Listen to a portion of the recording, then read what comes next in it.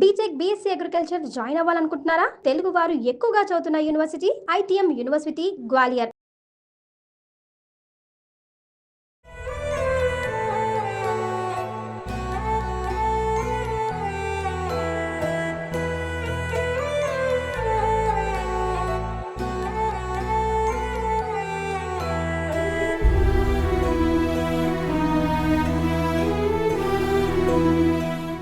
ఆలస్యం అమృతం విషమంటారు. కానీ ఈసారి ఆలస్యమే ఆమె ప్రాణాలను కాపాడింది. ఆమె భూమి చౌహాన్. జూన్ 12న జరిగిన అహ్మదాబాద్లో క్రాష్ అయిన Boeing 787 plane Air India flight A171లో బోర్డు కావాల్సిన భూమి చౌహాన్ 10 నిమిషాలు లేట్ అవడంతో ఫ్లైట్ మిస్ అయ్యింది. అహ్మదాబాద్లో గురువారం రోజున రోడ్డు ట్రాఫిక్లో చిక్కుకుపోవడం వల్ల ఆమె ఫ్లైట్కి 10 నిమిషాలు లేట్ అయింది.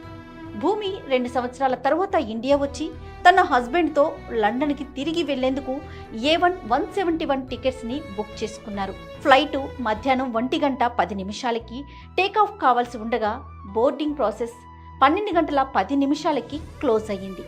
భూమి 12:20 ఎయిర్పోర్ట్కి వచ్చేసరికి ఆల్రెడీ గేట్ కాస్త క్లోజ్ అయిపోయింది.